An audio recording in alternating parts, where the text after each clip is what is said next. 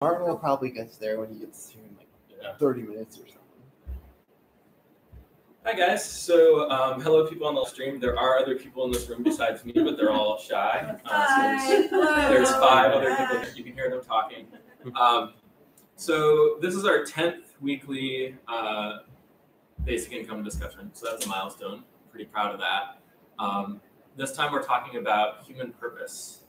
And when I say human purpose, I don't mean what is the meaning of life? Why are we all here? Kind of existential questions. I think there are a lot of philosophers and religious scholars who kind of have that area of thought well in hand. We can leave that to them. What we're more interested in today is how people can feel like their life has meaning, and how can they feel like, I don't know, they get up in the morning and they feel good about what they're doing and good about their lives.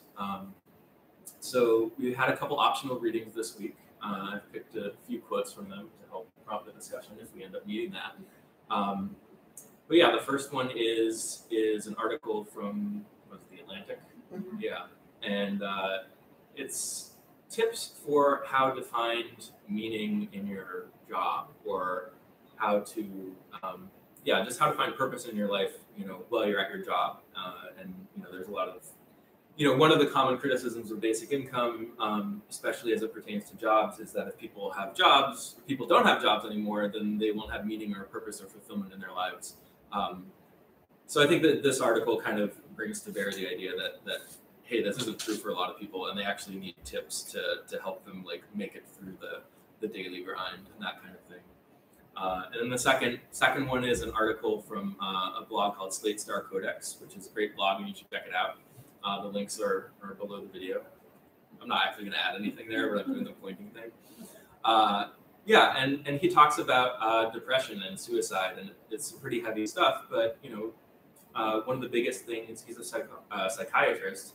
One of the biggest things he notices in his patients is that when they're suicidal and depressed, they often feel like they're a burden on society.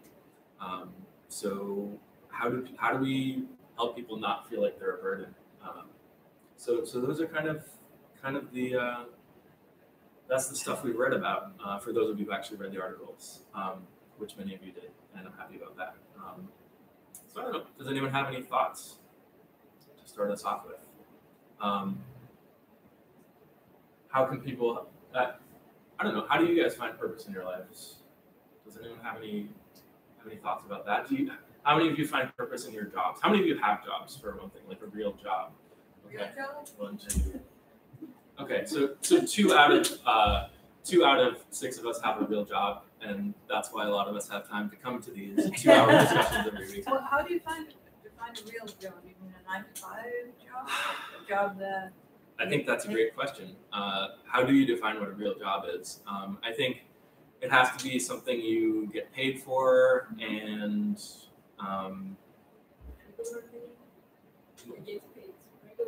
get paid regularly. You have like a role that you're supposed to fulfill.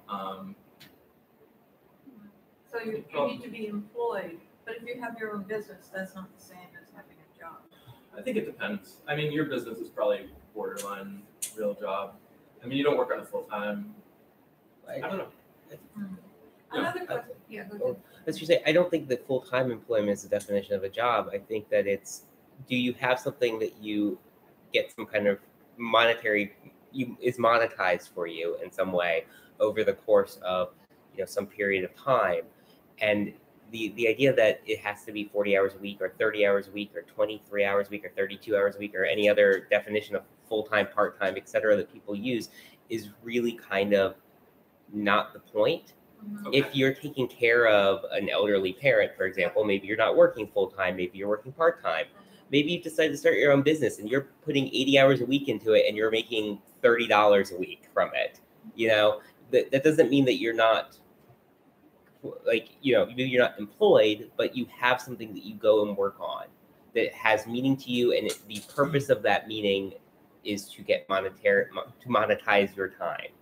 Now, how successful you are with that isn't entirely relevant, but the idea is you are trying to monetize your time. And that is, I think, employment, quote unquote, and not just a job. So you're is making it versus volunteering, for example? It's something that you get paid for. Yeah, it's something that you were trying to monetize your time. Now, you don't have to be being paid by somebody consistently or regularly, or I have some friends who Like do a freelance newspaper stuff person, who yeah. work on things and projects all the time, and they're like, almost never get any money for it, but sometimes they do, and sometimes it's a decent amount of money. It's just that's what they spend their time trying to do. They're not. So you're making a distinction between employment and having a job. Yeah. Okay, that's interesting. I usually don't make that distinction. Yeah, there's actually some like really interesting research into like what the definition of a job is, and people who are self-employed are employed by themselves, but they don't have a job. Mm-hmm. But you would count that as both employment. You would count that as employment, but not a job. Correct. Yeah. Whereas if you're working for someone else, then that's a job, And you are employed. and you are employed if it's a regular thing that you're. If you're doing it with any sense of regularity or rhythm. I mean, you can be employed ad hoc also, like, work like 5 hours one time doing something like helping somebody move on an app or something. But So what's an example of a job where you're not employed if it's just not a regular thing, but you're still getting paid for your work? a job where you're not employed, I would Maybe say. like a one-time thing. Yeah, like a one-time gig. I mean, Yeah. technically you are employed for that period of time, but it's not regular employment, Okay. which is kind of an interesting distinction. It, Yeah. it really gets there. English actually kind of lacks proper wording for this sort of thing. But effectively, I'm trying to say, like, you can be self-employed when you're employed, but you don't have a job. You can have, you don't have a quote-unquote job. I'm Yeah. sorry. Yeah, maybe a job could involve somebody else, a boss, somebody else telling you how to spend that time. Yeah, I mean, That's employment and it's also a job. I mean, my inner tax accountant goes, well, if you're paying self-employment taxes, then you're self-employed, but you're employed, but you have a job. But if you're paying the employee portion of the Social Security and FICA, etc., basically, then you are employed and you have a job. And that's a job. Yeah. I agree with that. Like, it's actually kind of an interesting distinction that I've read a lot about, and English kind of lacks a word to categorize that properly, like make that good distinction. Yeah, and it's interesting because where do these categories come from, right? Like, if we're just in an open economy with an open market and, labor is something you just hire, at will, and there's no kind of responsibilities that come with that, then maybe it's more of a continuum. But we've kind of created these categories, like now you are an employee, and that comes with certain responsibilities from your employer and certain responsibilities on your part too, and all of that kind of stuff. So we've kind of noticed the common patterns of behavior, or maybe had an idea of what we want people's lives to be like, how we want them to live their lives, and we've kind of codified that in our law and in our terminology. Well, it's really interesting because if you look at self-employed versus employed people, in California, one Uber driver sued to be an employee. And I believe that the court case came down narrowly applying it to only her. She is an employee of Uber technically. But none of the other Uber drivers. Yeah, not other Uber drivers. Because the court didn't want to set the precedent, but they said, well, looking at your specific case, you are in fact an employee of Uber based on you have to hit, I think it's 6 out of 10 or 7 out of 10 criteria. I only know some of them off the top of my head, but they basically distinguish you between being a contractor and being an employee. And it's just kind of, and contractor is a self-employed individual doing work for someone else. You usually don't get benefits. Yeah. Usually not part of the culture. Yeah, one of the things is, are they giving you benefits? If they're giving you benefits, then that's one of the 10 things that can qualify you as an employee. So if they don't give you benefits, then maybe you're not an employee. Yeah, that's actually. You're contractors. But it usually goes the other way around. But they really want to classify you as a contractor, so they don't have to give you benefits. Uber is deeply invested with all of their drivers being contractors. Well, that's one of the things where they're selling off their business of leasing cars to people, because one of the things that can qualify somebody as an employee is, are they providing the tools necessary to complete the job? And so they were leasing these cars to the drivers. And one of the arguments was, well, that's this box checked because they're providing you the tool if you don't already have it. They're just taking some money out of your paycheck. Like, it's a really interesting way to distinguish things. Yeah, so I think, there's a lot of interesting interesting distinctions here in terms of the language. Madeline brings up from the Oh, live yeah. stream, what about a job and a Oh, career? yes. And then the one I always think about is the difference between a job or employment, which I kind of always categorize in the same thing. Like, what's the difference between a job and work, right? Like, you could work on a hobby and no Right. one's paying you. And Or that have doesn't an mean- avocation right. or a So- vocation. I'm sorry. Right. So this is all very interesting, Yeah. and we might kind of touch on these things later, but it's not really why we're Yeah, here. I know. So yeah, we want to talk about purpose, and I was kind of going around. I wanted to ask for the people who wanted to share, like where you get your purpose from. Is it from something we normally think of as a job or employment or even a career or something like that? So does anyone have any thoughts on? I'd like to hear from everyone if everyone has something to say. That's a Viktor Frankl question. I mean, that's huge. Sultan, what do you think? Where do you get your purpose from? So, Where do you get your purpose from in life?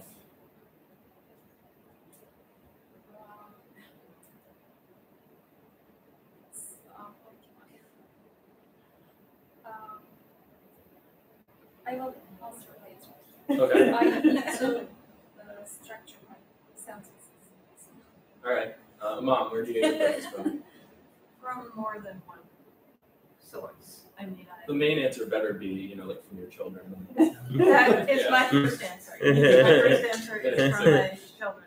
But then that's a purpose that has to do with the kind of big philosophical purpose you were talking about earlier. You're talking now about from a job, and you said how do you feel that your life has meaning versus how to know that your life has meaning. I Right. mean, There's a difference between having a theory for why humans exist and what the meaning of our right. greater purposes or something Right, like right. that, and then there's why do you feel like you have purpose, and that could come from something like that, and we Right. don't have to that's Right, fine right, if your right. answer is Right. something along those lines. Right. But it Yeah, family, and Okay. next to that, poet, so writing, writing. and that though neither of those are connected with employment. Cool.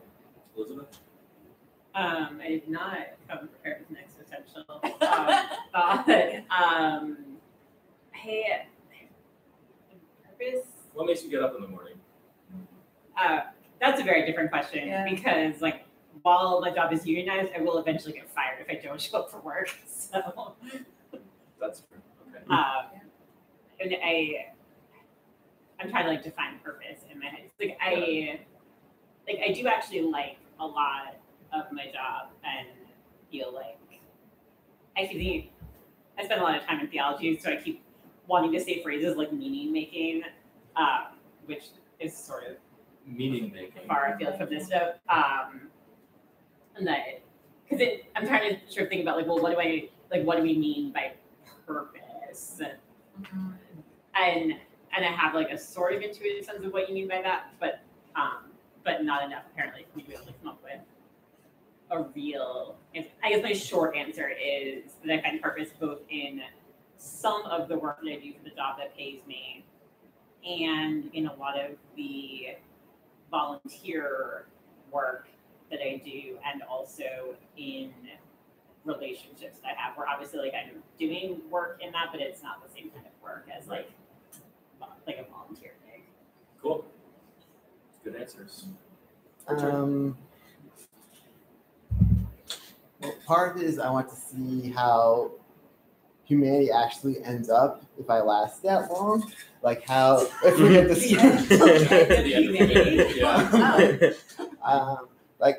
Is Trump going to destroy the world tomorrow? And I want to see if that happens. And I like watching movies and things like that, and reading articles about things that interest me. I have my Facebook page, the Automated Economy. Great. I like posting articles and things like that.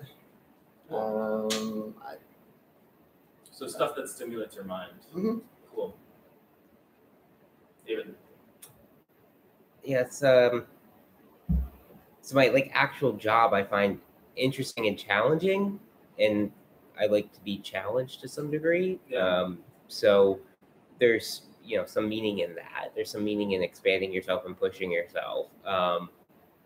But overall, I think it's more of the relationships with people that give me purpose, and sometimes that is work. Sure. Yeah. To continue a relationship with certain people in your life, and sometimes it's like I play. Honestly, you guys normally meet on Wednesdays, which is the only reason I haven't been here before. And I have a regular Dungeons and Dragons game on Wednesdays that I DM. So Nice. I find that incredibly entertaining, and I really enjoy it. And it's stuff like that that makes a lot of oh, I had a really bad day at work, but I'm gonna go hang out with my friends and run a game for them, and everybody's gonna have a good time. And who knows what hijinks they're gonna get up to this week? It's kind of like that early 90s sitcom intro, let's see what happens this week in. Yeah. So there's stuff like that really I'll have a bad day, or I'll have a bad week, or I'll have something that is draining of my purpose and of my meaning, and if I start to question that, oh, why am I even doing this? It's oh yeah, for things like this, for the interactions I have with other people. And that I feel even if it's not direct communication with somebody else, sometimes it's reading an article they wrote, or watching a movie that they created, or something else where somebody else has built something and added something to the world, and that is adding something to your own life. Yeah. Cool. Yeah, I think I really relate to David and Richard. For me, it's exploration, growth, intellectual stimulation, that kind of thing. A long time ago now, I guess 13 years ago, and before that, I used to play a lot of video games, and I got into World of Warcraft, and I would go hard on these things. I would take them pretty seriously. They gave me a lot of purpose. Then eventually, I kind of came to the realization during World of Warcraft that I could be applying some of these same things to real life, and real life is kind of the ultimate game. It's there's so much to explore, and there's so much to learn, and I'm just really excited about that. I love understanding software and computers and all of that, and right now my entire life is basically focused on basic income and thinking about basic income, and I'm working on a basic income project, and that's huge. But if all that went away tomorrow, there's plenty more to explore. And my hope, is that once we have a basic income, I can stop worrying about it and then go on to the next exciting thing in my life. And that might just be computer code or something related to video games or something like that. And that's all great. Sultan, how you doing? For me, produce things that I like to be creative, being beneficial for others and universe without gaining anything. Being social, interact with other people. Great. Yeah, so there's a lot of social stuff here. We care about community, we care about, humans are really interesting, right? Just kind of connecting with humans. So I think that's really cool. And I think probably the people in this room are not representing the average American or the average person in the world. Like most of us have time to kind of sit back and think about things like basic income and all of that. So let's start getting into the quotes from the article. So this is the first article. And this one says about 1 in 8 workers are psychologically committed to their jobs. 1 in 8, about 1 in 8. And likely to be making positive contributions to their organizations, according to a Gallup poll. The bulk of employees worldwide lack motivation and are less likely to invest discretionary effort in organizational goals or outcomes.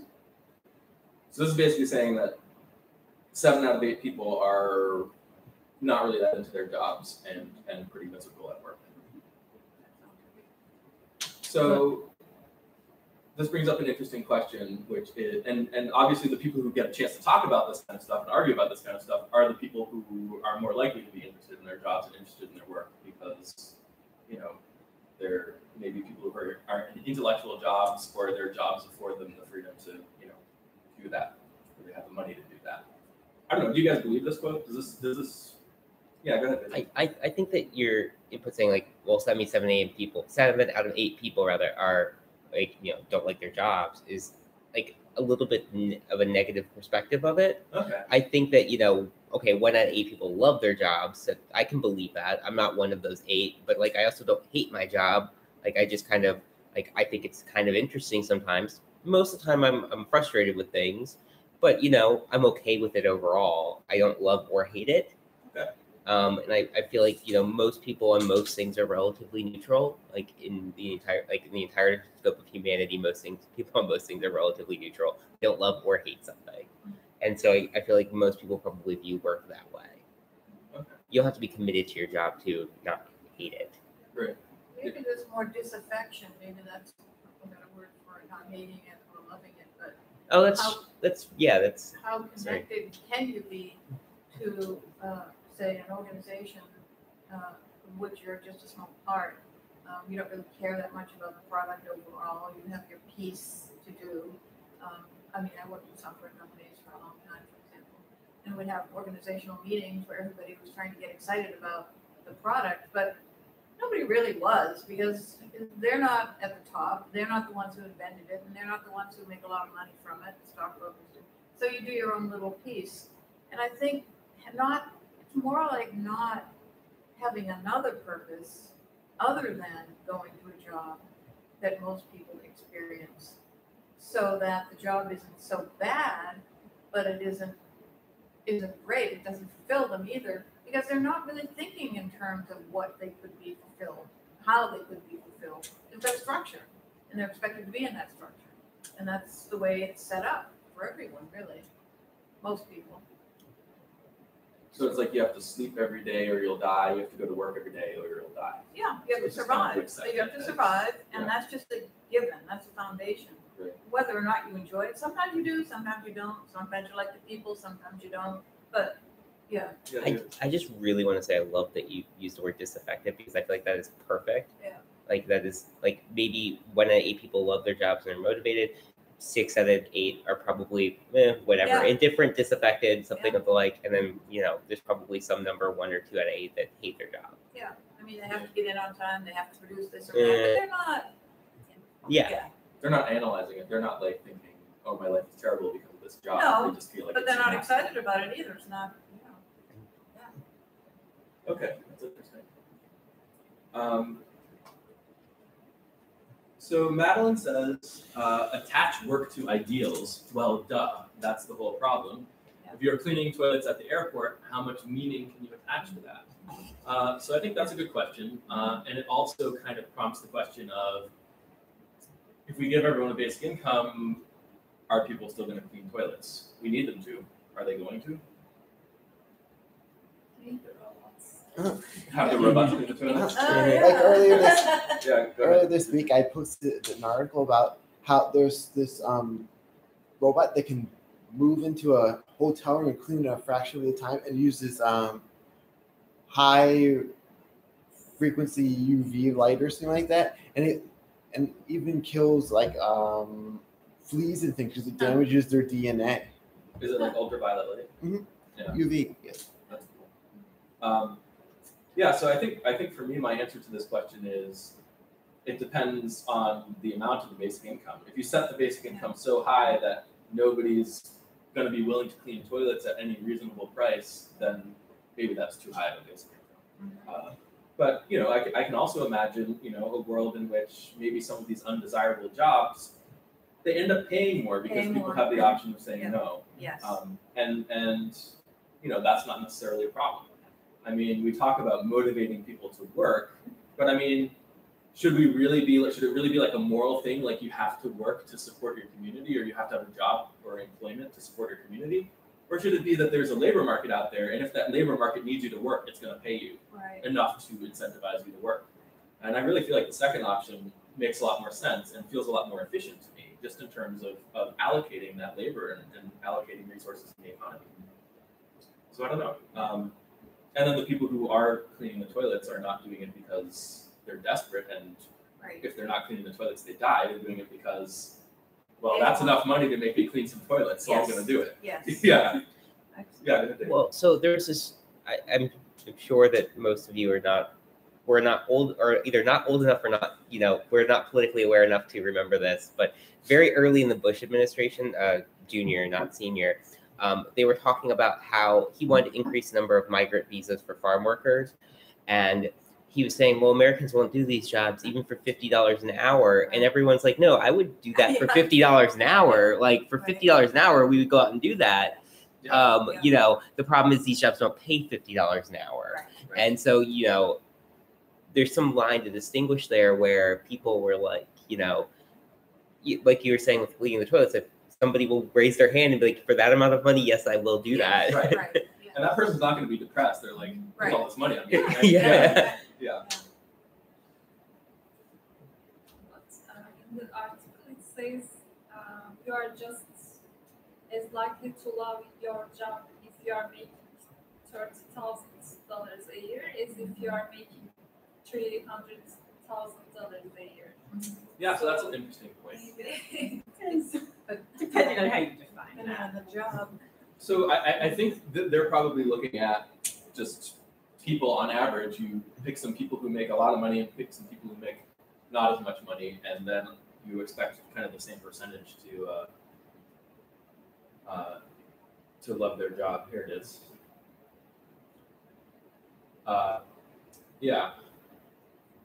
So why do we think that is?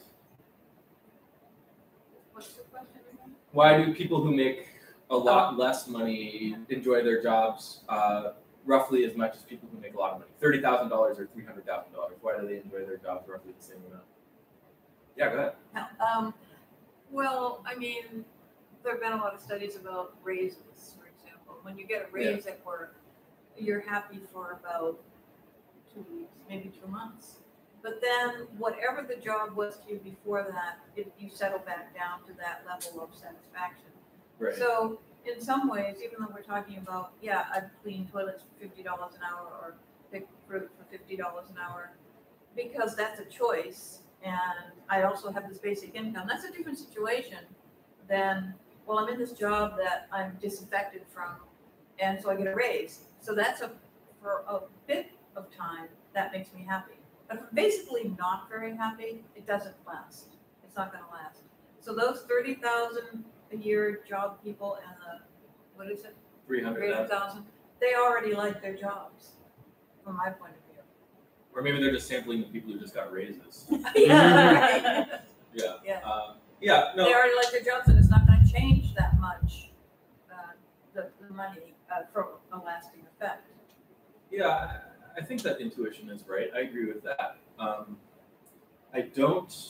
I don't know if there's an explanation for why it's the same at the different levels, but I can come up with reasons for why people who make less money might like their jobs. For example, if there's a job that's really exciting to you, you might be able to work at that. You might be willing to work at that job for a lot less money. Like, if it's something cool, like being a teacher or a aircraft pilot.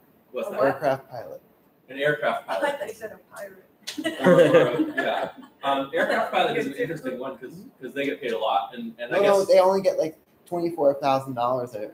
Yeah, it's gone down precipitously. There is a significant difference. Richard's misquoting this. Most pilots make a good amount of money, like $100,000 a year, 6 digits. Yeah. That is the majority of pilots in the United States. What there's been a rise of is pilots working for regional airlines over the last few decades, and those regional airlines will pay $24,000 to $30,000 a year generally. Actually, the last large airline crash in the United States was a regional plane either coming in or out of Buffalo. That the pilot hadn't slept in so many hours because they were traveling to work their $20,000 a year pilot job. And so people the general pilots just coming out of school these days make less, unfortunately. But they aspire to be those $100,000 a year major United pilots or Delta pilots, because those airlines do pay $100,000 a year and they employ most pilots. Yeah, and that makes sense. I think we see that in a lot of different areas in the labor market. Like you see, like the older people who got their jobs, way back when, or maybe making a little bit more money, but then they kind of like redefine, they create a new role that gets paid less, but it's kind of the same job in the future. So then people kind of come in, and then the younger people are not making as much, and they never will make as much as kind of their older counterparts will, because the trajectory has changed. Well, if you even look at the UAW, they accept a contract so that younger workers or new workers will always get paid less than their senior brethren. Right. Like, they just allow it to be tiered rather than saying like, well, instead of these people making $35 an hour and these people making $15 an hour, maybe we can just get everyone paid $25 an hour. They said, no. These people keep getting paid $35 an hour, and this next guy that gets hired after this date will just get paid $15 an hour for the exact same job. Right, because the people who already have that, they don't want to give it up. They're the ones who are negotiating these. Yeah. Yeah. That makes sense. Not just jumping ahead, but Yeah. the article talks about satisfaction coming from contributing Yeah. to society and also performing service for people. Yeah. Like social workers, teachers, etc. But it's missing. I mean, what about people like me, writers, artists? That's satisfaction in your job, but it doesn't have anything to do really with helping other people or contributing to society. I mean, there can be creative activities that. You don't feel like your work contributes to society? Not particularly, no. In fact, I would say that society might want me to be doing some kind of job that they need me to do. Being a writer is not a needed position in society. Well, most of the work that's done in our society is probably not needed per se. Right, but if they pretend it's needed. There are a lot of jobs that are pretended to be needed. Right. But I think, artistic contribution and creativity, like that's stuff that's valuable. And, I don't know if anyone's going to be reading your work in 100 years, but maybe, and that's something that endures. Whereas if you were doing kind of a job that, really anyone could have done or really didn't need to be done in the first place, is that really a contribution? It might feel like a contribution to a lot of people, but is it contributing? I don't know. I think some people feel that unless they have a job, they aren't contributing, period. Yeah. No matter what that job is, making, gadgets or wingnuts or factory work. It doesn't matter what the job is. They feel like they need to do a job and they'll contribute to society. They're not thinking about them away. Yeah. People don't remember the guy who made a wingnut. People remember the person who wrote something interesting or painted something beautiful or designed some piece of architecture, because that stuff stands the test of time. Right. Oh, a wingnut doesn't. Like, I'm sorry, I probably have some really old wingnuts, but they're still only so old. And you don't know who actually invented the wingnut. I have no idea who invented it. I have no idea who made it. But at the end of the day, it is even if your specific thing that you create isn't used or seen in 100 years, maybe it's influencing somebody who makes something that is remembered for 100 years after that, or who is creating something that isn't what drives the creative process. No, it's not. But I'm just saying, like, that doesn't mean that there isn't a contribution from it. Oh, I see. Yeah. Yeah. You don't know about. Yeah. So here's a question: would you be writing if there was no one to read what you wrote? That is a good question. Okay. I don't know the answer right now. All right, that's fine. So I think it's all a form of communication, but it may be self-communication. You may be just expressing your own thoughts to yourself, but I don't know. Cool. Yeah. So I think certainly no one here knows who invented the wingnut, but the person who invented the wingnut is certainly going to be remembered in history more so than someone who is working in a wingnut factory. Yes. Yeah. Right. That person in the wingnut factory, if he gets fired, he's going to feel lost, like he doesn't have any purpose, use that word, anymore. So you're saying that even though he's maybe disaffected in his job, getting fired from his job would make him feel worse? Yes. Yeah. That's what I think. That's interesting. That's actually a really common thing. Yes. Like, people who hate their jobs, if they were to lose their job, still feel like they were like betrayed somehow, or it wasn't it had nothing to do with them, and but I was such a good employee. It's like, no, you hated your job and you talked about it all the time. We actually fired you because you walked around talking about how much you hated your job every day, all day. You didn't do your job. So Madeline says a basic income would increase a person's chance to find meaning in his activity. I agree.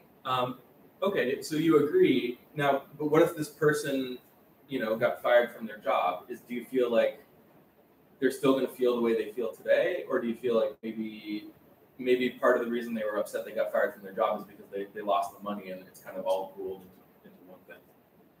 Yeah, well, that's a good question. I don't think everybody who gets fired from a job, even if they have a basic income, is going to find some other purpose. And then some people, some people drink, some people will do drugs, some people will not find any other purpose if they don't have a job. And that's a problem. So this was actually a common argument, when we were still arguing about slavery. A lot of the pro-slavery people said, well, if we freed all the slaves, what would they do with themselves? So interesting. And a lot of them were kind of lost and didn't know what to do. Right. Many of them actually, did interesting things and had fulfilling lives, but a lot of them didn't. A lot of them went back and worked, for the same plantation owners, and the arrangement was roughly the same, except technically now it was an employment contract, and they were farm hands and that kind of stuff. Sharecroppers, yeah, exactly. But I think, and they didn't have a lot of other options. It wasn't like we freed the slaves and then gave them a basic income or gave them like 40 acres and a mule. We were like, cool, you're free. You have no skills except for the skills that you have developed doing slave labor, and so like you can go be a paid employee of those things. And some people were able to get out of that, but a lot of it's like, okay, I'm living in this area. I don't own anything. I don't have any money. People did travel up north, but it's hard. Right. So you have to stay in the same place. You don't have any money. You don't have any goods that you own that you can then be like, oh, I'm going to be an entrepreneur. Like some people did manage to do that, but most of them, it was like, okay, so I'm qualified to keep doing the same thing at a slightly better, I hope, like employment contract way. But it wasn't like we were empowering people to be like, great, you're free, and now go and like live into your best self. We're like, cool, like we, the white people up north, freed you. We feel really good about that. Can wash our hands of that. But ultimately, I would say that it was still worth it to free the slaves. Yeah. I'm pro. Yes. You're anti-slave. Slavery. Right, and so I think part of the reason why the pro-slavery people were right that the slaves didn't have anything to do with themselves was because we didn't kind of take that next step and go further and help them more. And I think that's right. But the fact that they happen to be right doesn't mean we shouldn't have freed the slaves. And I think certainly with a basic income, if people lose their basic income, if we institute a basic income and then we realize, oh, all these jobs are unnecessary, we're going to fire all these people. Certainly they'll have money, unlike a lot of the slaves did. But I think a lot of the same problems still apply. Like they've been trained to do this specific thing and live their life in a certain way, and now, what are they going to do with themselves?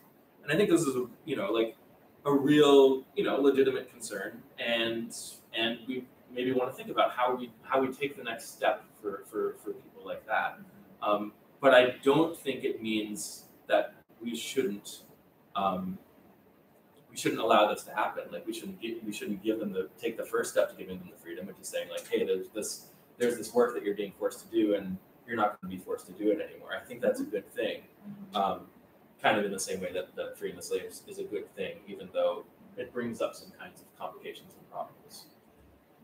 So I think it's a common argument against basic income that, what would people do with themselves? Right. But I don't think that's enough of a reason. Right. Because you give people freedom and they might be, lost or start drinking or something like that. They might do things that you don't want them to do. Okay, but sometimes that's the price of freedom. And if they're doing things that you don't like them doing, then, well, maybe that's your problem. If they're doing things that are hurting themselves or they're actually suffering, then maybe we find ways to help them. Right. Yeah. People who are unemployed often get into job training, for example, and there could be programs or places where people can train for other things. Train not for another job necessarily, but psychological training. How do you go about your day? How do you, people complain when they lose their job. I don't even have anything to get up for. I don't know what to do with my day. Right. I don't even know how to live anymore. Right. I'm missing all my connections with people. This is a big problem for retired people too. Yeah. So there could be some kind of attention to that, which we don't have now. Yeah. So one question we might ask that I think is relevant in politics today is the question of a job guarantee. Is the cheapest, most effective way to provide purpose for and meaning in people's lives to make up work for them to do? I think not. No, I think Yeah. not. You don't believe in the CCC? CCC. Yeah. You know what I'm talking about. That was, Yeah. conscientious objectors. Oh no, the still Civilian Conservation Corps. Oh, right. Oh. Yeah. They during the Depression, they literally were just like, well, people need jobs. Let's just put a pile of money aside and have them go do anything. Anything, Right. right? Yeah. I would say I do not believe in that. I would say that a basic income would have been much more effective during the Great Depression, and then the labor market would have created the jobs that it needed to create, and the government, if it needed to build infrastructure, would have created the jobs it needed to create to build its infrastructure. But instead, they kind of looked at it, they kind of approached it the other way around. Well, people need income, so we need to make up work for them. Right. Well, I mean, and they did do some productive things, but sometimes literally you heard stories of like a guy would come and dig a hole and another guy would come by and fill it in. And those were their jobs. Right. And it was just like, got to keep them busy. Right. Yes. So I'm not a fan of that. That is correct. Yeah. So I don't know. I think there's lots of ways to provide. I mean, like most people have hobbies, and maybe some people don't, just because they're so stuck in their jobs. But I mean, we need to help those people too. But it's an opportunity for people to maybe invest more in their hobbies, and it's an opportunity to find new ways of connecting with people. Maybe you lose your social network from your job, but maybe you join a sports league or a video game league or something like that, or maybe you start participating in politics. Like something that came up last week was that a lot of people just don't have the time and energy to even think about anything political, especially at any deep level. So they'll listen to whoever they think they agree with, and some kind of shallow thing that makes a lot of sense to them, without having to think about it too much.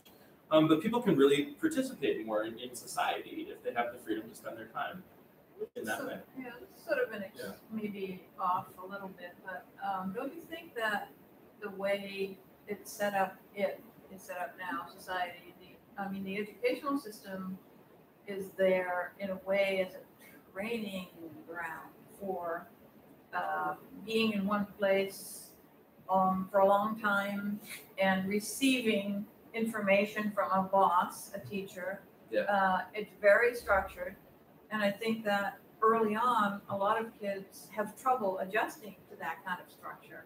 And it changes the way they think, and it changes their curiosity also, because they can't. So, I mean, I think it's more complicated and more thorough in society than just you lose your job and then you maybe take up a hobby or do something else. I think we're pretty much ingrained with this idea that there has to be a structure and there has to be a way of somebody telling me what to do. A lot of people feel that way. Well, it is. I don't know that it's built into our psychology, but it's certainly something that's instilled into us through the education system. Yeah. Absolutely.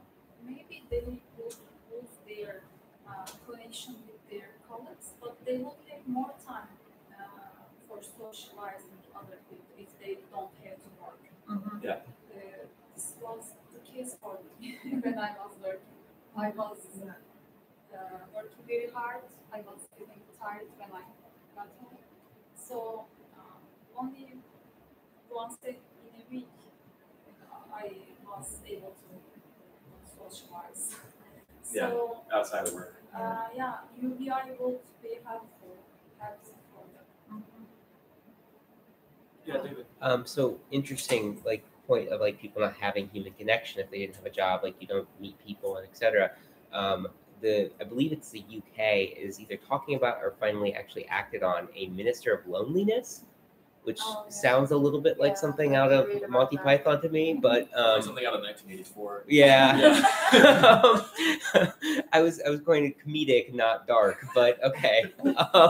But they basically realized that some significant percentage of retirees there have almost no one they see on a regular basis. Yeah. Like it's, they live alone. They maybe see some people once a week. And they're severely depressed about it. So they've instituted, they're trying to research and investigate. And interesting thing about the UK is politically they have some space to be dynamic and run experiments in their social programs, which we don't really have as much here. But they're trying to experiment with how to resolve this problem for retirees. And I would think that research would be helpful for resolving this problem if there were a UBI and people ceased working based on the fact that they didn't have to work anymore. Right. You have basically just have a lot more retirees. Yeah, effectively. Yeah. Makes sense. Madeline says that too much structure is the enemy of innovation. I think that's an interesting point. Like if you're following a specific routine, then you're not going to come up with something new. Yeah. Well, so that's actually a thing the military used to not want people to be creative, and so they would part of the structure and hierarchy of the military is based around the idea of nope, this is how it's done because this is how we've always done it, and it works. So don't be creative; just do it the way we tell you. And everyone needs to be following the exact same plan, or it falls apart. Yeah. If you have people being creative, then they're not on the same page anymore. Yeah. So even if overall the system could benefit from creativity, you would still need it to be kind of following in lockstep. You don't need one creative person because that would ruin it for everyone else potentially. Exactly. And I think some of the most creative people in the world are children. Yeah. Before they start going to school, I mean, we're built in with this kind of, or we're born with this innate curiosity and kind of wanting to explore and learn and grow. So we have the question of what about all these people who are conditioned to live their lives and have their routine and their structure and their job, and how do we help those people? And then there's also the question of how can we really enable children to reach their full potential? Right. What can we do with the education system to really inspire kids to follow their curiosity and explore in that way? Universal basic income is a reality, then the schools will definitely have to change how they educate, let's say. I mean, knowing that not all of the kids are going to be going into these jobs or any jobs. So there could be some more flexibility as a result of that works backward, to education and children. Yeah. And I think some of that's already happening because we have, the labor market's changing so much and changing so rapidly that education is kind of moving in that direction, even though we don't have a basic income yet, just because we don't know what future we're preparing our children for. Yeah, go ahead, Cynthia. For us, or like us adults, our creativity is around 70%. 70%. Around, yeah. Okay. For 5 years old child, it's 95%. Of percent of what? There is a test on the web. I checked it. Okay. So for me, it was 70. The average percentage for my age, it was 65%.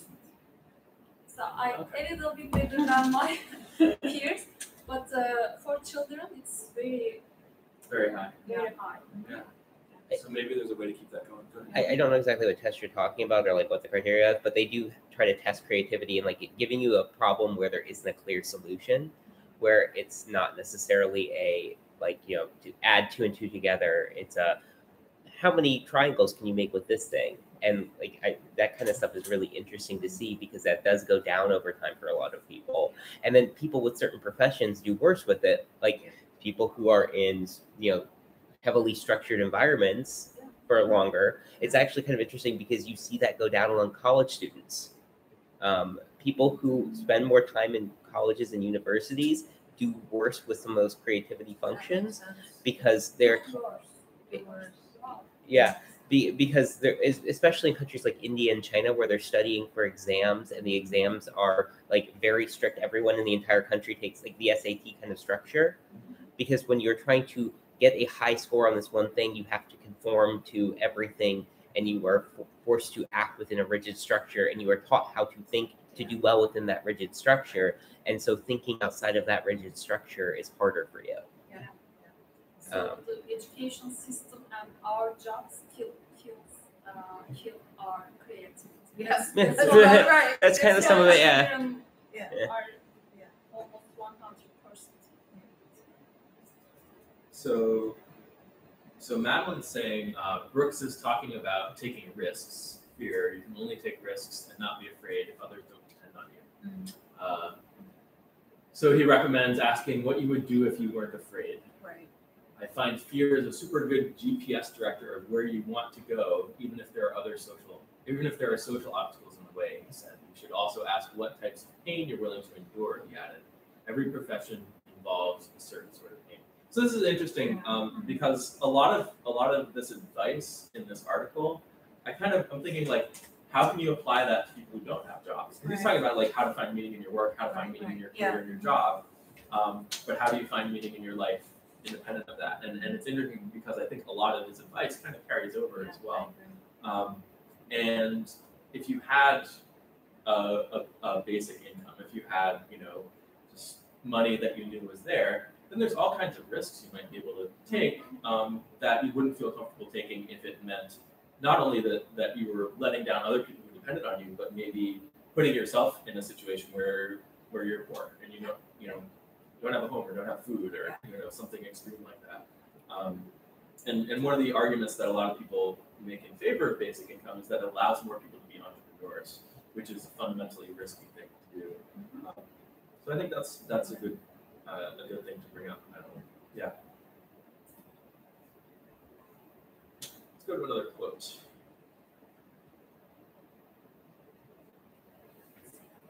We actually already did this one. There is no income level at which people are not desperate for meaning, David Brooks added. The churches, synagogues, and mosques of the world are filled with people who need moral purpose in their life. So that's interesting. I think this kind of connects up with the idea that people at all different income levels are kind of searching for meaning and purpose in their lives. So yeah. Anyone have any thoughts about that? Or is it mostly stuff we've already covered?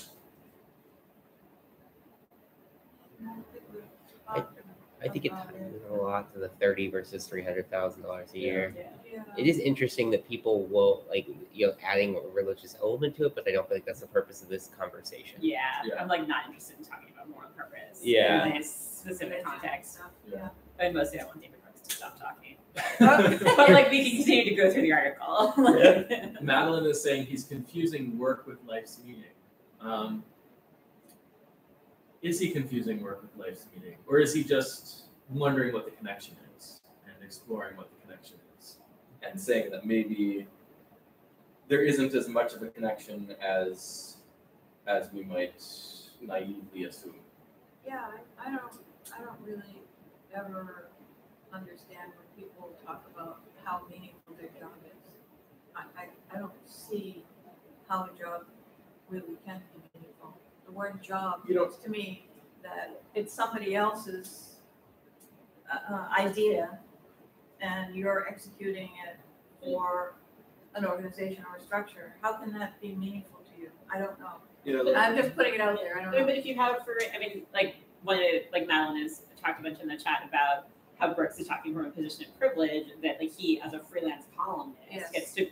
So yes, he has some constraints, but he gets some degree, I don't know what constraints he's given, but he gets some degree of free reign to like talk about things that interest you. And people like me who think that he should not have a column anymore might have a lot to say about how he gets way too much free reign and nobody needs to hear what he has to say. But I think that there are a lot of positions in which people feel like, oh yeah, I get to think about things and share ideas and have influence on people's opinions and like that seems like a meaningful researchers who are involved in finding out great things in science, experiments, and there are jobs like that. I guess when I hear the word job, I think there's all of a sudden a lack of autonomy involved. And autonomy, it seems to me, is where the meaning is. Autonomy and creativity, not a job. Yeah, I think. I mean, I don't actually. I did read the article. I honestly don't remember a lot of what Brooke said, but I could imagine someone talking about how the more autonomy that you have, the more meaning that you're able to find, because you're able to sort of craft the job into what you want it to be. Like if you're a tenured professor at a wealthy research university, you have a lot of freedom to be like, oh, I'm going to create the classes that I want to teach, and and impart ideas to really interested students, and I get to do research on topics that interest me, and so autonomy combined with resources. Like if you just tell people, oh yeah, do whatever you want. We have no funding for your projects, but in theory, we support you doing whatever you want. But autonomy with sufficient resources, I think, is a combination that enables a lot of people to find meaning in their paid employment. And that's an interesting point, because something like a basic income could provide those resources for people. So maybe they have like unfunded autonomy, which isn't real autonomy, and then the basic income transforms that into real autonomy. But I can certainly imagine, like Elizabeth said, that there are people who are inspired by their jobs and feel purpose and meaning from going to work every day. I don't think that's most people, but it's not something that I feel like is unheard of. I think a lot of people in their head think that their job is their purpose, like regardless, because they can't remove themselves from their house, their car, their wife, their kids, their husband, their they can't remove themselves from their lifestyle that their job provides, so they think their job is their purpose to maintain the lifestyle that they have. Well, that is a purpose. And that's one purpose. This makes these jobs for paychecks. But I think that some people can't distinguish those things regardless of their actual position or how they actually feel about it. I think that a lot of people never really think about it. Yeah, I agree.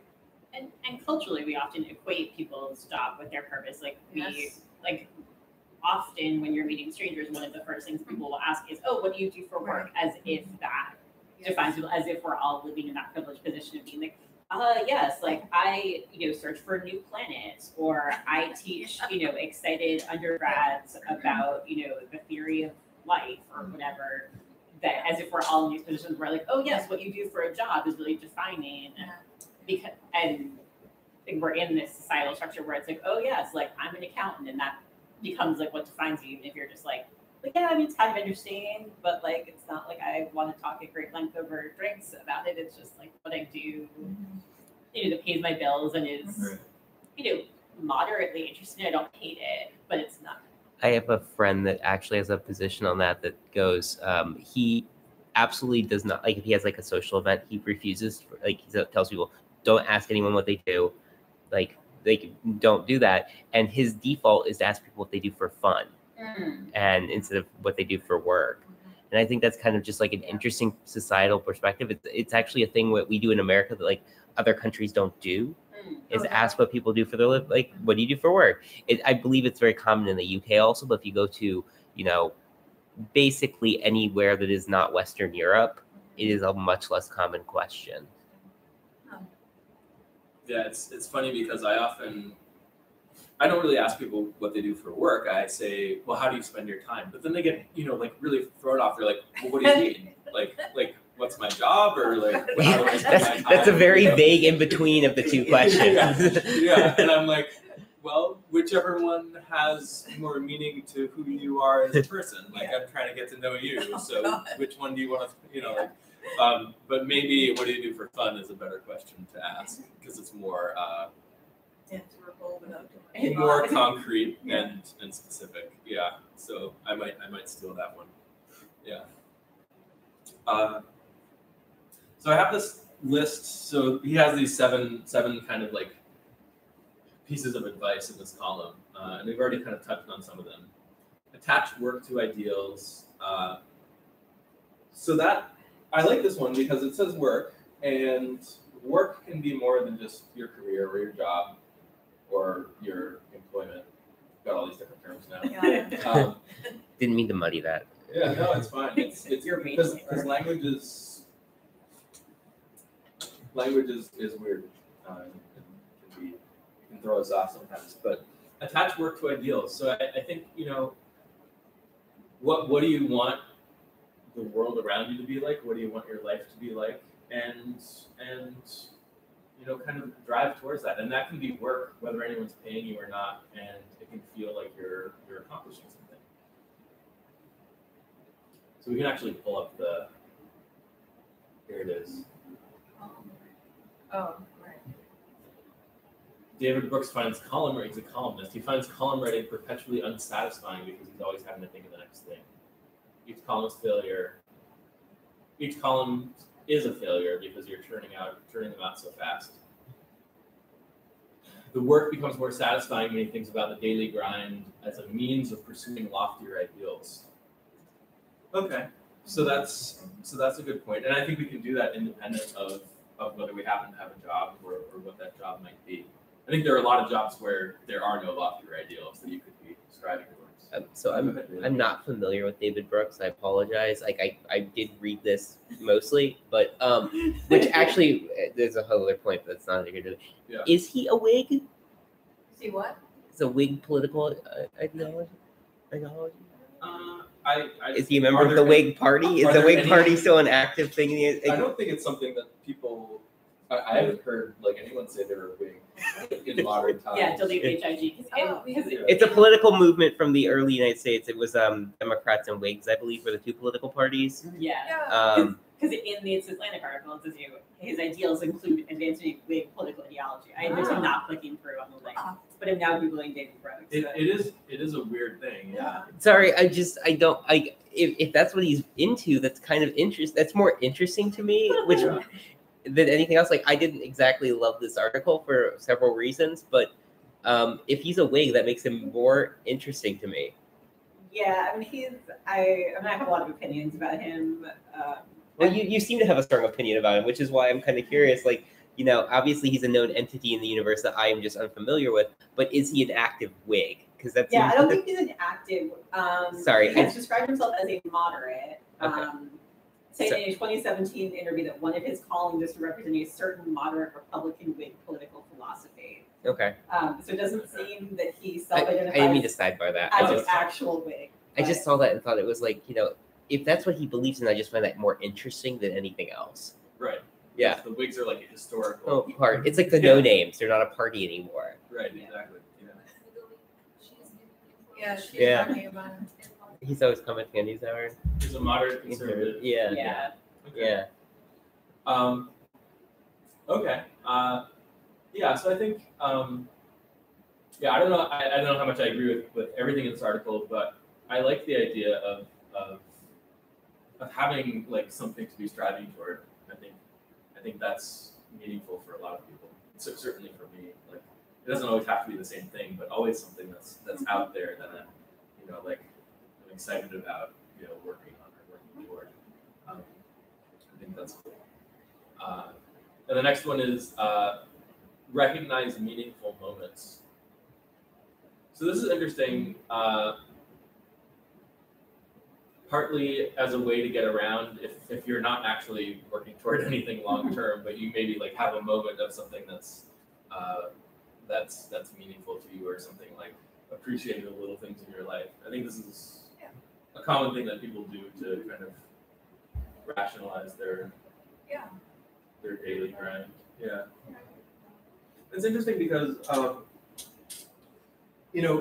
people, we were talking before about, people believing that their job has purpose. And I think part of where that comes from is if you are living your life in a certain way, then you're going to be better off if you start thinking about your life as something that's meaningful. If you start thinking about your job as something that's meaningful, and that's how you spend your time, you're going to be happier than the person who kind of sees through it and sees that there's nothing there and that kind of thing. Yeah. So there's a motivation there to actually believe that you're contributing. Yes. Yeah. That you're contributing to society and or that you're earning something or something like that. Oh, Yeah. so you're gonna get up every day and go to Yeah. this job. I mean, that's what people have to believe. Yeah. I mean, it's exactly what you would expect. No matter how miserable the job is, you would Right. expect people Yes. to really internalize some sort of meaning with how they spend their lives. Right. Yeah. So I don't even know that asking people if they are proud of their work or believe in their job is something that's gonna really get us any kind of insight, right? Because a lot of people are gonna try to rationalize it that way anyway. And it's kind of ingrained. It's not even something they're thinking about. Because if they really think about it, then they're not going to be believing it anymore. I mean, some of them. So you have to believe it. You have to It's believe not it. really something you can articulate. Yeah. And probably a lot of it has to do with the people on the job. I mean, a lot of jobs have to do with how you get along with your supervisor, how you get along with your coworkers, or don't. Yeah. And many people leave jobs because of people, not because of the actual work, and not because they can't find meaning in it. But something's happening with those relationships that's intolerable. Yeah. And if it's good, if the relationships are good at work, then it's almost like, you can make more wingnuts. It's fine. I like the person I'm working with. Maybe you're chatting all day across with somebody who's making checking wingnuts on the other side across a wingnut line. Yeah. Yeah. Exactly. Yeah.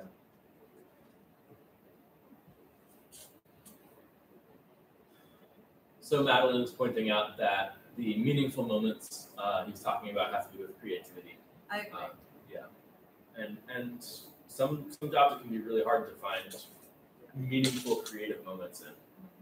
Some jobs, I think most of the time what you were doing, you could find those moments sometimes because you were a technical writer working for a software company, but there was some creativity you could kind of access. There are always opportunities for interviewing, how to do the interview, how to do the writing, how to format, how to even little tiny things. How to trick the engineers into telling you how the product really works. Trying it out yourself, finding things that are wrong before it goes to QA. There are a lot of different ways you can, I guess you could say, subvert the usual system of things in companies, and that's an opportunity to be creative. And if you do it really well, then you've also helped the company. The thing is, most companies don't, like the military, they don't want that activity.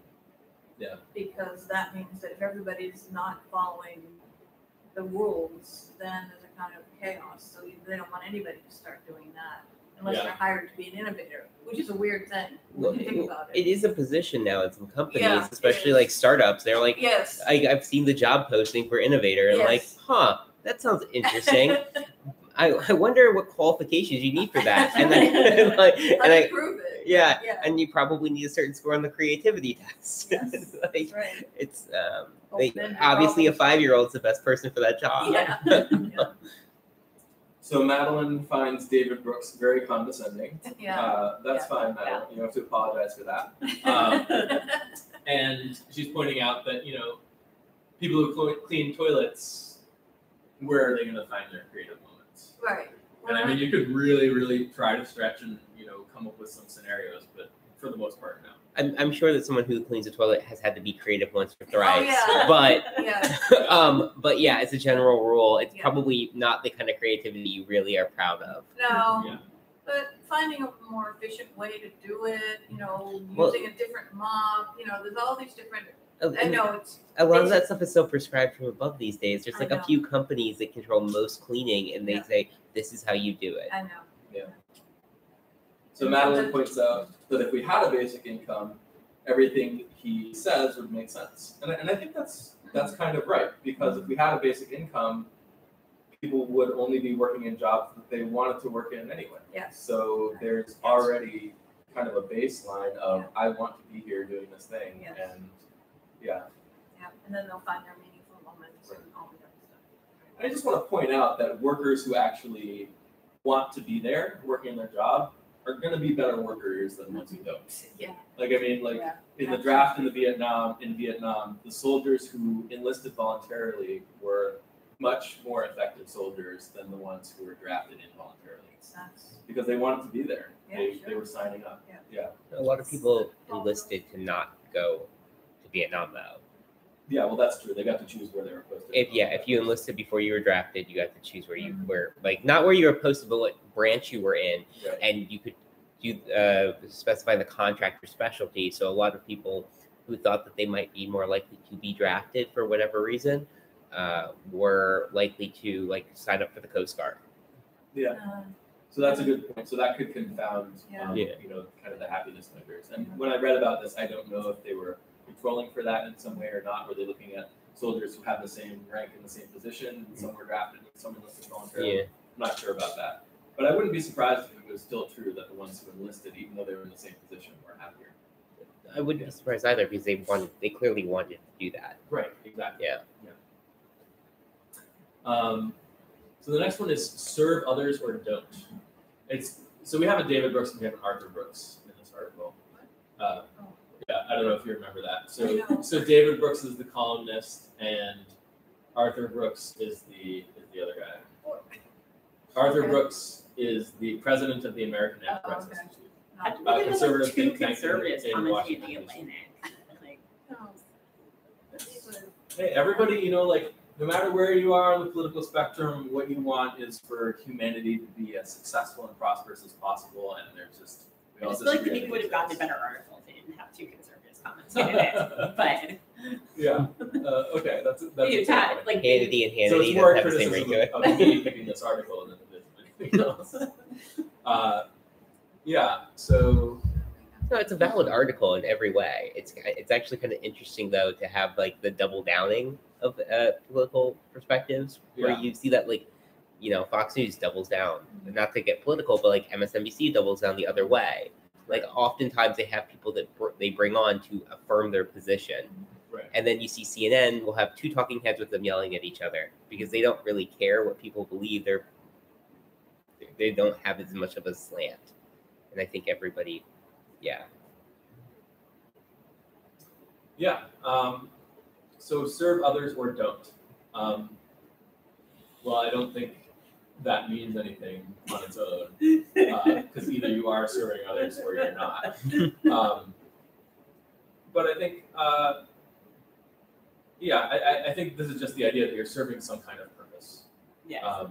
Yeah. Well, that's Yeah, interesting. because it's two different framings of the Right. like Yeah. when we're talking about, you know, cleaning toilets, or like technically, if you were like, oh well, like I think that the work that people are doing in this building is really valuable, and I'm like contributing in some way to that. Like that's a way in which you can find meaning. But then the like or not is the like, well, you can't be super utilitarian about everything.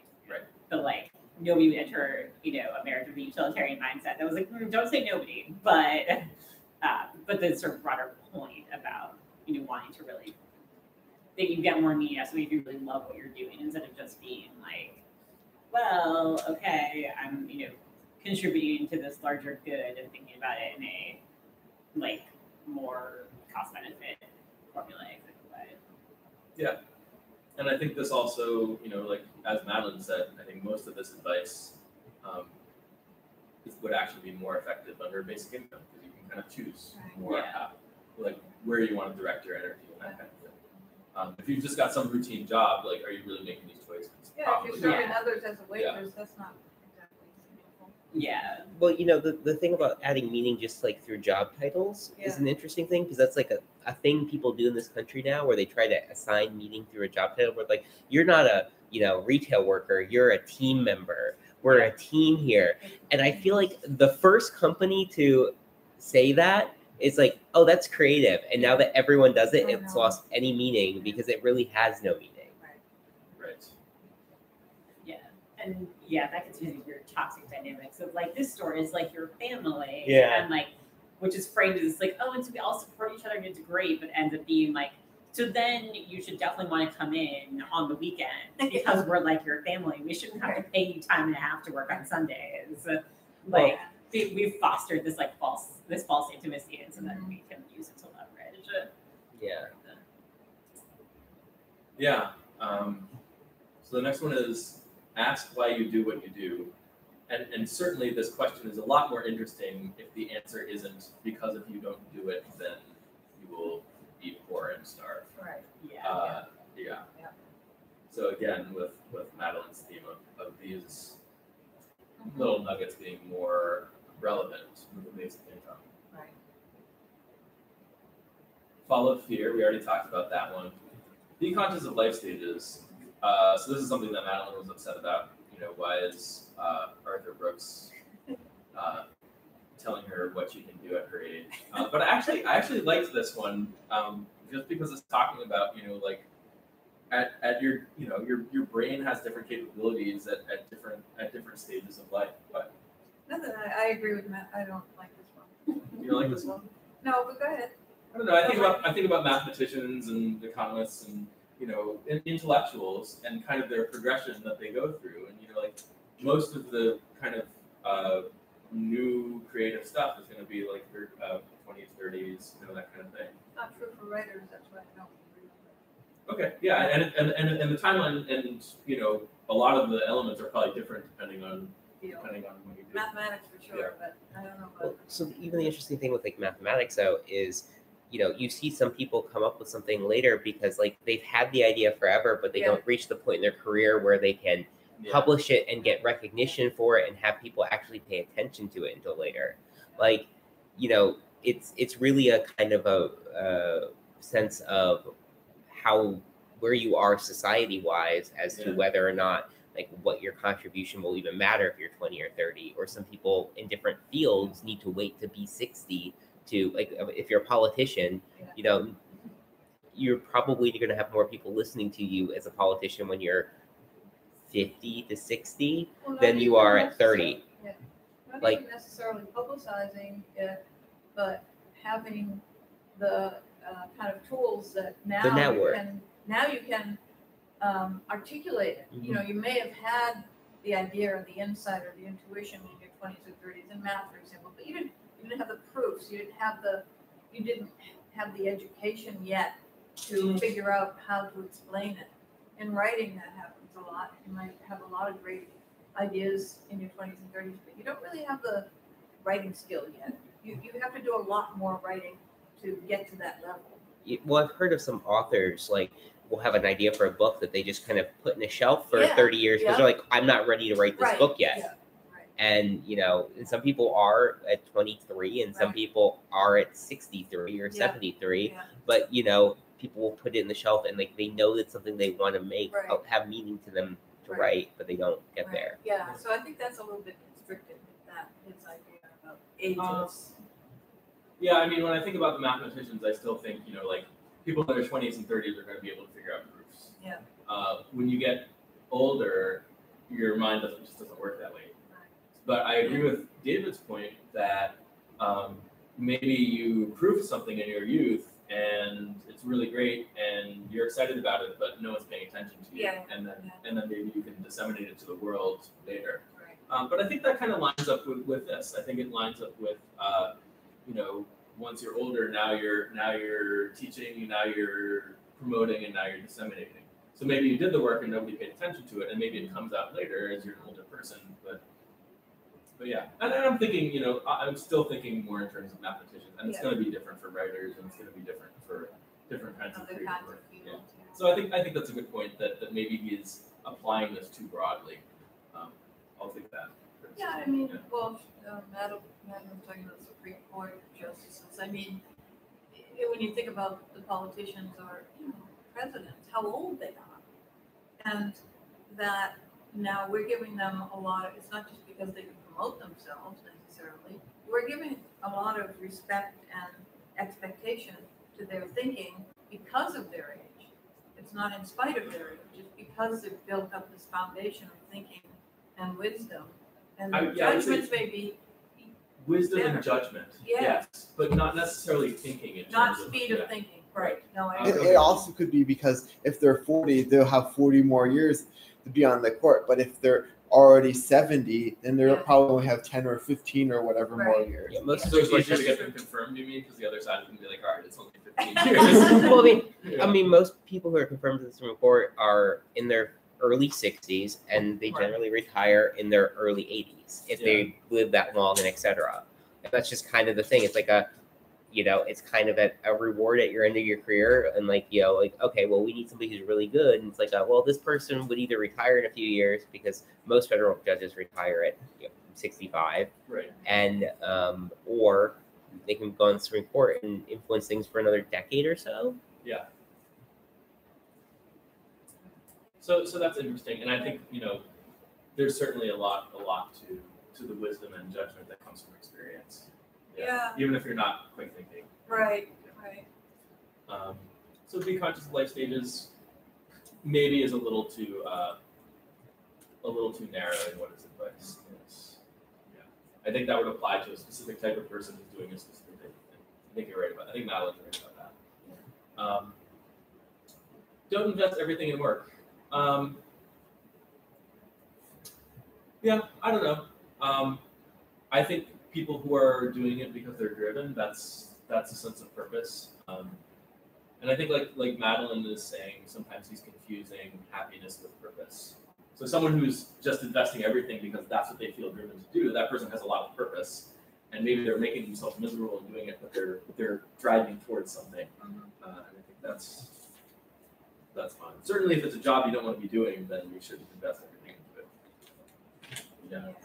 You probably won't if you don't want to be doing it in the first place. Yeah, you probably won't, unless you have some kind of moral idea of, the harder the worker I am, the better the person I am, and that kind of thing. Yeah. But then you've manufactured a purpose for yourself. But maybe there are other purposes that would leave you happier than. Yeah. I don't know what the distinction is making between happiness and purpose. Actually, I guess I don't know what happiness is. Yeah. What is happiness? What is it?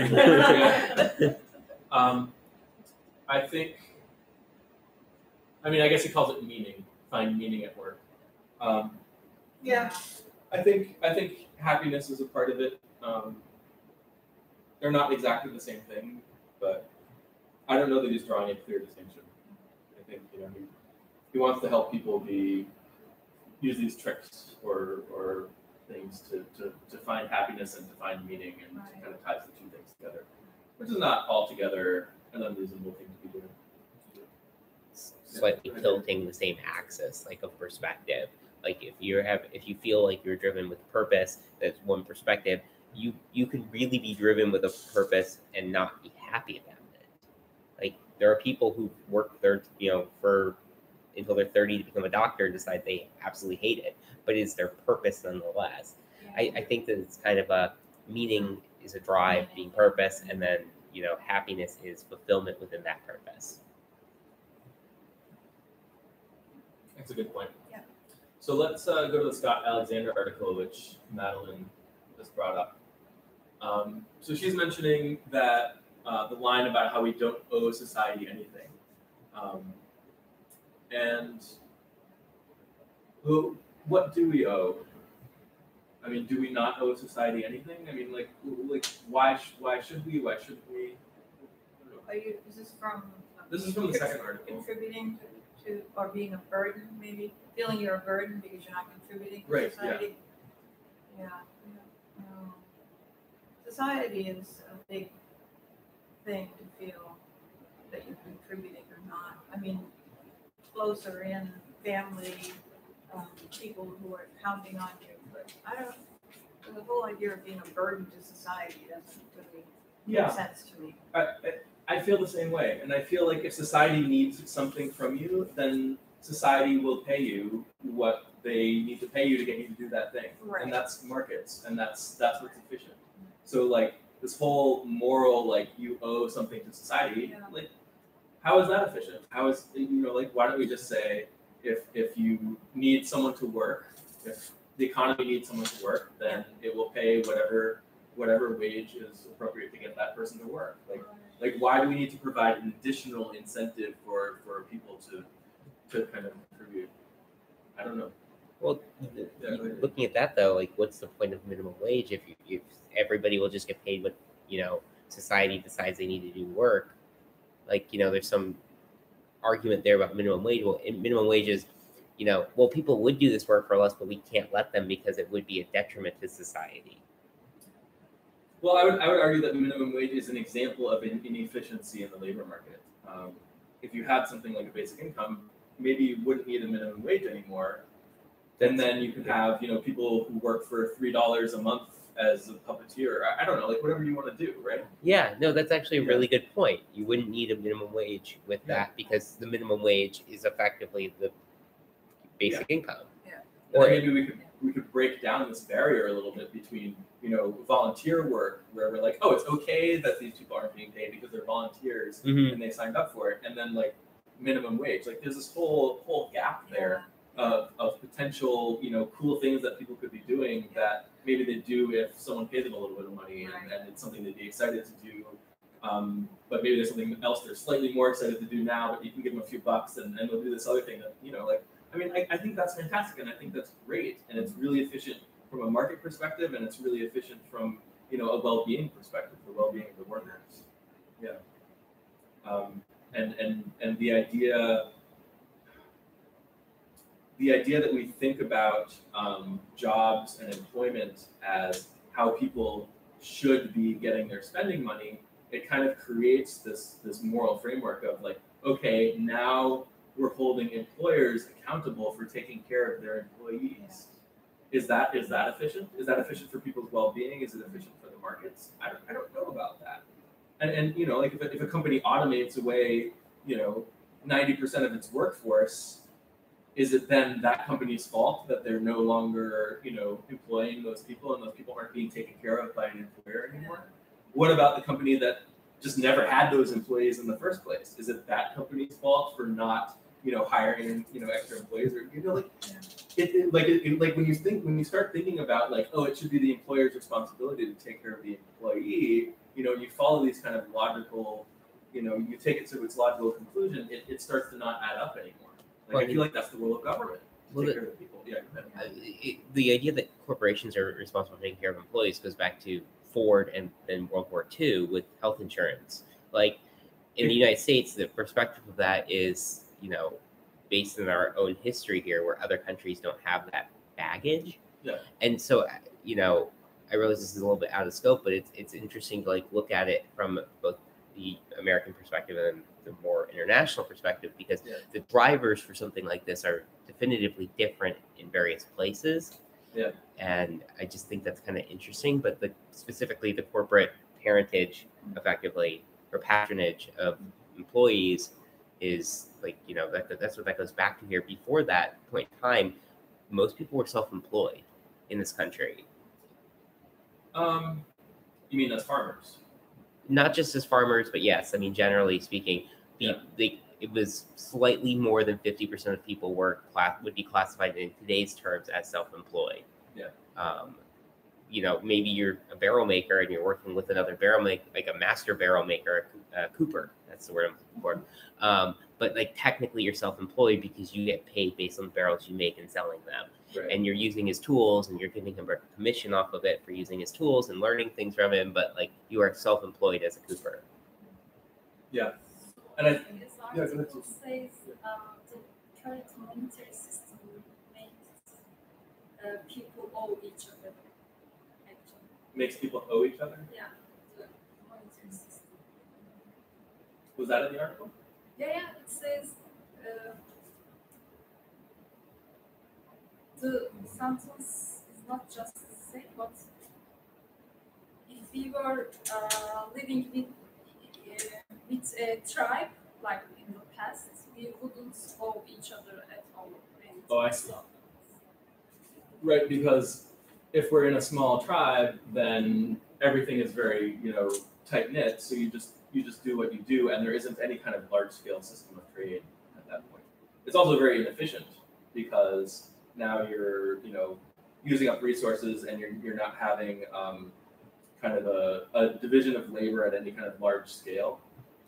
So you have all of these tribes kind of replicating each other's work and each providing for their own tribe. Whereas now you can have like one tribe-sized group of people, producing all the widgets for all of humanity or something like that. Which is much more efficient. The thing about burden to society. Yeah. I'm still thinking about that, and why people are angry at people who aren't working. When I think about, there's a lot of vitriolic talk about people who are lazy, who don't have jobs, people on welfare, et cetera, that they're not contributing to society, that they're a burden. They're a burden. Yeah. So I mean, going to that tribe example, I mean, I guess it's true that if somebody in the tribe doesn't do anything, then it's pretty obvious that they're not doing anything. Yeah. They're not helping the tribe survive. And so there would be a lot of hostility directed toward that person. Like, why don't you go gather? Why can't you? Unless they're disabled or something. So I guess then they're using up resources. And if they are Yeah, disabled, yeah, maybe right. the tribe says, hey, yeah, this person is a burden. right, We're going to leave them behind. right, You know? yeah. Well, And, yeah. and I mean, Set off that's- an iceberg.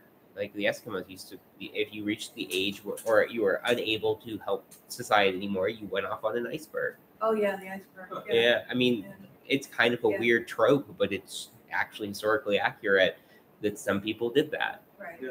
Yeah. But it's also true that we see like people that we would classify as disabled, like, you know, who've clearly been disabled for a long time based on like what we know from their skeletons, like being buried as adults, like who are clearly, it's like, okay, like you have that busted leg and you were clearly like a drain on the resources, but like you lived to adulthood and were still like got like a ritual burial, you were still a part of this community. Right. That a lot of those like tribal situations, they were like, okay, like you're a part of our community, and so we're gonna take care of you in the ways that you need, and like, you know, like, I mean, we don't know what they were, you know, maybe it was like, oh, but like you have like seen a lot of things and you're really smart, and like we want your wisdom about, you know, how to do certain things. They would Well, actually. we don't know. Like it might have just been like, Right. well, like you're Bobby's uncle, and so like, Right, obviously, right. like we're not going to just leave you to starve because you're Right. part of our family. We don't know how they fit. Maybe they felt like they were a burden on that society, the Well, disabled. everybody was given like it was a each to their own ability kind of situation at that point in time where it's like you both your legs don't work for whatever reason, genetic or accidental or whatever point it was. They would say, okay, then you can be over here and do these things, and some people will help you do the things that you can't do for yourself, and you will be a member of society who contributes in this way. And they would basically have these jobs that were created for people who were disabled, unless you're Sparta and just got rid of them. Yeah, I mean, I think it depends on a lot of factors. Partly the culture, but the culture depends on a lot of things too. Like if we're physically in an environment where one person being disabled is going to bring down the whole tribe, then you have to off that person. You have to get rid of that person. Whereas maybe you're in a situation where there's actually Not benefit. resources. Maybe more resources, and there's benefit for keeping someone around for their knowledge and their wisdom and for their social benefit of that. And then it makes sense that we see both in history. Yeah. But I mean, this fundamentally comes back to the idea that if we don't have the resources to end poverty, then we just don't have the resources to end poverty. But there's this belief that we do. Like most people in this room, I think, believe that we do, and that we have the resources to take care of people, and that's what fundamentally enables this kind of stuff. What kind of stuff? A basic income. Oh. Yeah. Right. Yeah. I think to what David was saying before, the idea of employers taking care of employees. I mean, that goes back, even to Marx and before that, right? Yeah. And the idea that an employer is kind of by definition exploiting an employee and kind of framing it in that way, like labor is the most fundamental unit of value, and people believe that. I mean, they might not have like a theory of like these are like units of labor and I'm contributing, these number of units of labor or something like that. But they have an idea like I'm working hard, I deserve to be compensated for that. Even though what's being produced has nothing to do with how hard they're working, how much exertion they're putting in, or how much time they're spending. It has to do with what their output is and what's actually coming out and what the market is for labor. Like if there's someone else willing to do it for cheaper, then why should that person get paid more? And the answer to this question is obvious. If you feel like employers should take care of their employees, then it's like because it's it's what employers should be doing. But if you're looking at it from an efficiency standpoint, it's just like what's the point of even thinking in terms of exploitation? And if ultimately what we care about is the well-being of people, then maybe not thinking in terms of labor as the fundamental unit of value is something that would help people be better off. If we had a basic income and we had, we allow the market to be efficient. Yeah. But people really do tie that sense of purpose to how hard they work. Yeah. And that's Absolutely. that's reinforced by political and philosophical theory, and that it's been going on for centuries. So it's really ingrained. Right. Yeah. Yeah. So let's.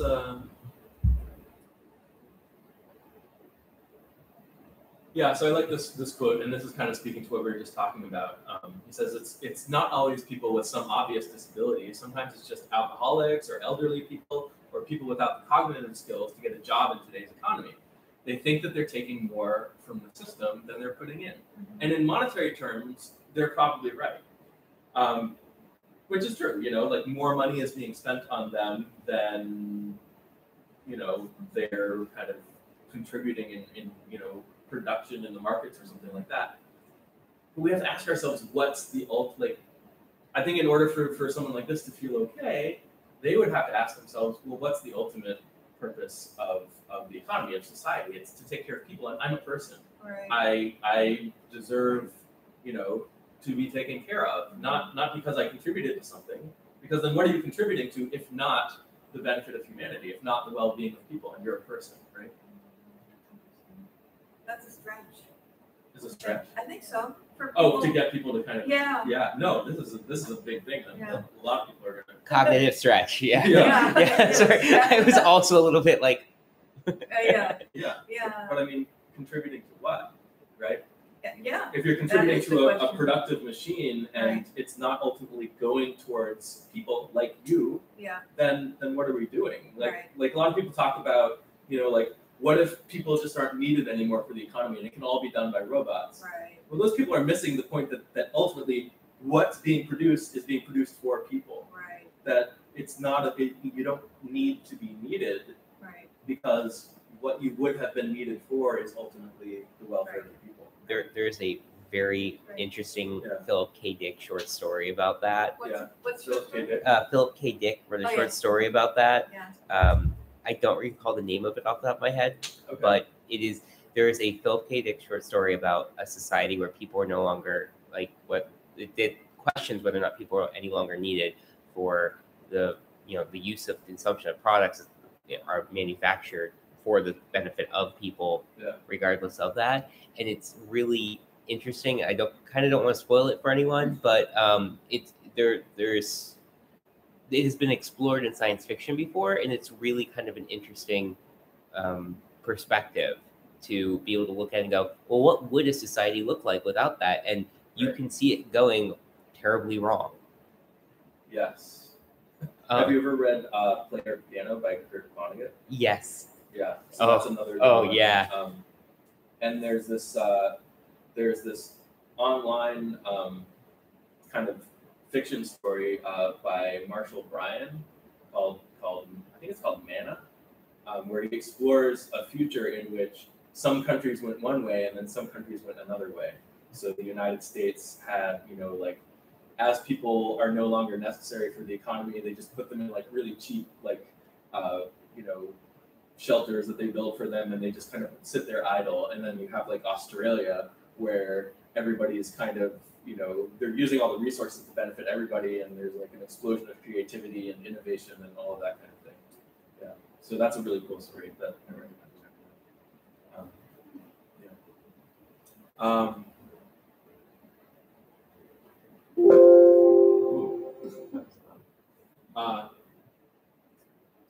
So then he actually, in this article, he actually talks about basic income. He says, this is also the basis of my support for basic income guarantee. Imagine an employment waterline gradually rising through higher and higher levels of competence. In the distant past, maybe you could be pretty dumb, have no emotional continence at all, and still have a pretty happy life. As the waterline rises, the skills necessary to support yourself comfortably become higher and higher. Right now, most people in the US who can't get college degrees, which are really hard to get, are just barely hanging on. And that is absolutely a new development. Soon enough, even some of the college educated won't be very useful to the system, and so on, until everyone is a burden. So this is kind of if people hold on to this mindset, this is where we're going. If we think of people as needing to contribute. But I think if we think about what's the system for, it's for people, then that's how we break out of that cycle. I don't know, what do you think, Martin? Yeah. Kind of the notion is, I think one of the first meetings that I attended, I mentioned this guy who was trying to predict advances in string theory.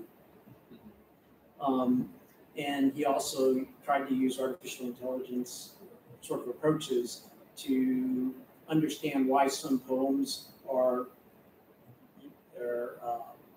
very well known, very popular, very well received. He looked at it a little bit like, could he also predict when the next sort of literary poem or whatever was going to come out? But the other part of his talk is that the human race is going to have to learn how to play, and play being this notion of activities that I think he sort of defined. What defined it as play is that it didn't have a goal, okay? And so it's sort of the antithesis. Or maybe that the goal was arbitrary, that it was no goal. Well, most like you watch kids win, right? And yet they don't.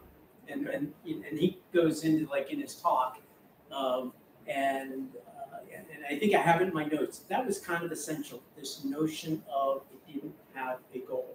Now you might say it didn't have a goal. You could play and you keep some score or whatever, but after you get done, you don't go back and say something about, oh, I used that time to play and I didn't reach the goal of the play. I might have won, or I might have scored more marbles or whatever, but I didn't achieve the goal that I set out for playing. Where work, you might say, okay, well, your goal is you set out to earn a certain income, or presumably. Right. There are times when I think about this question, and I remember, this was a while back, and unfortunately I'm a little older than some of you guys, so I still remember when Bill Gates, I think his hourly increase in net worth was roughly equivalent to winning a mega ball, okay? And so, you stop and think about this for a second. So, or at least every hour of the working day, he's doing the equivalent of winning Powerball or, mega, whatever it is. And the next morning, what does he do? Well, he doesn't quit his job. Okay? Not only does he not quit his job, he, Microsoft was one of these companies that was kind of famous for, or Bill Gates was kind of famous for, no designated parking places.